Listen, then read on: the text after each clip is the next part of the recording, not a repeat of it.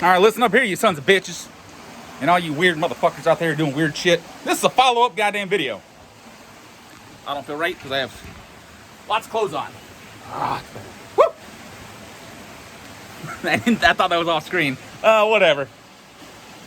So, holy wow, man. I think the last video I posted on personal experiences in life. Fucking wow, man. I think that's the most responses and engagements I've had ever. And it was a video on sleep and my intro story on how I was molested by a 18 or 19-year-old young man when I was 12, and that it's starting to actually click that that I clearly haven't processed that or gotten through it, because in my head I'm like, yeah, the dude fucked up and didn't hurt me, just did weird things and whatever. I thought I was past it until the other day. Talked to my lady about just whatever. And she's really good about, I don't even know how to describe it. It's like this there's no resistance. Like whatever, just, I don't know how to fucking describe it. It's really fucking cool though. It's something about her. Anyways, isn't about her, but I know she's probably gonna watch this, so I want to finish what I'm saying. There's like this. There's always been like there's like boundaries with people, like a gate or a wall or a floor that you're like, yeah, you just take your time, just don't share too much, you know. I feel like my imagination and whatever's going on in my head, I can just, bleh, it just it falls out. It's like my pelvic floor for my brain, like it's all fucked up, like it went away. So things are just falling out of my head. I got a pelvic floor in my head.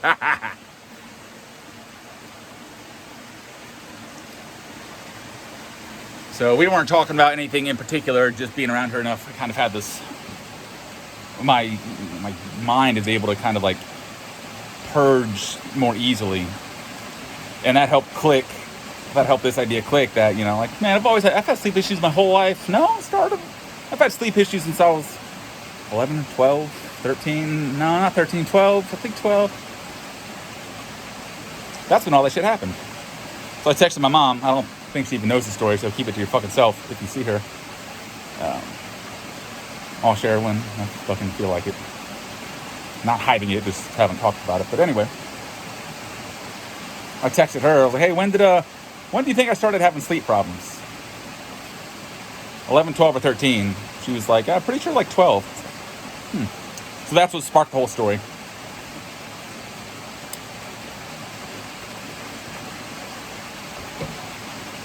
And with that, I've had 5 men,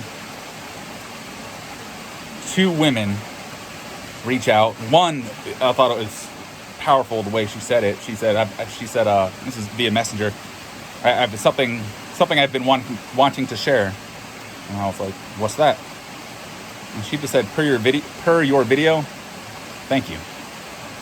I was like, God damn, that just leaves my imagination free range to like imagine the worst. Followed up and got some more information, and like, holy fuck, I had no idea about. I know this person personally. Like, wow, I had no fucking idea. Like, then I started thinking, like, how come you haven't told anyone until I spoke up? And then another friend, another lady, the same thing when she was a kid. And then these 5 dudes reached out, like. Apparently, there's a lot of people that have had some sort of quite inappropriate exposure to sexual trauma or sexual just fucked upness.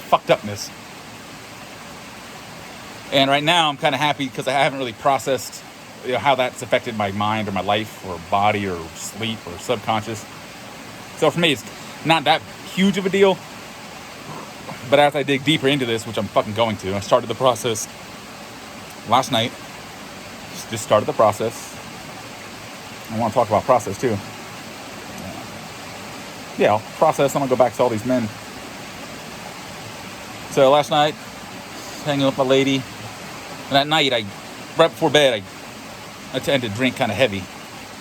And I've been doing this kind of experiment. Once I had this concept that, dude, maybe that shit that happened when you were 12 is what's keeping you from sleeping in a bed. Very well, at least. So it's like, okay, let me think. Well, shit, I sleep in the woods all the time. Like, I sleep great in the woods. On a couch? I sleep great on a couch. Kitchen floor? Hell yeah. On a bed? Especially my own bed? I don't know. Something feels weird. So I've been, as I walk by doing shit in the house, I look at my bed intentionally, just look at it and just see what my body tells me. And as I look at the bed, I feel this like little level of like deep buried some sort of tension. And I kind of feel it on my hands now that I'm talking about it. Oh shit, I am going to that fucking place right now. Oh no.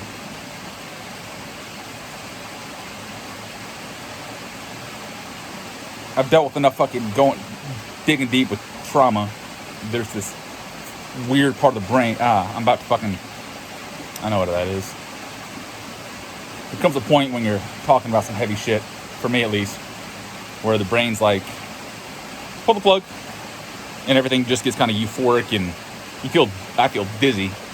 And I think that's my brain's way of being like, we're not going there, dude. We're not going there. And I just got that sensation. I know it pretty fucking well. It's weird. Then I forgot what I'm talking about. My bed.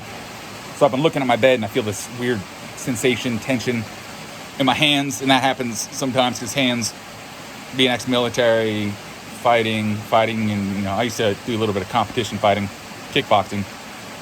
So I understand hands get weird. It's like maybe I'm about to have to fuck some shit up or defend myself.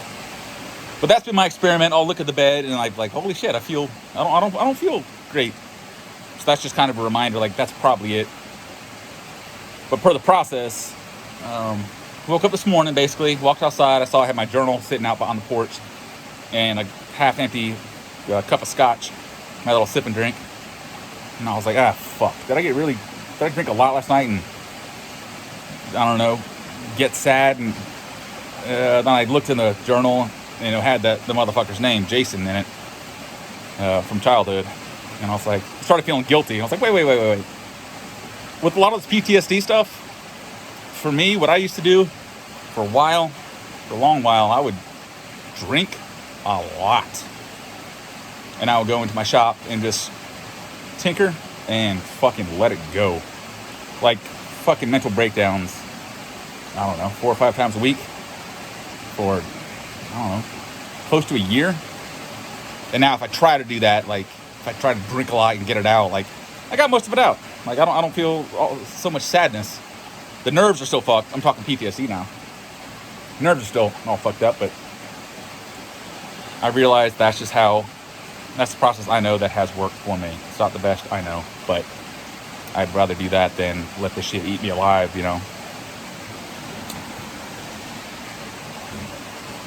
I'm gonna close on that.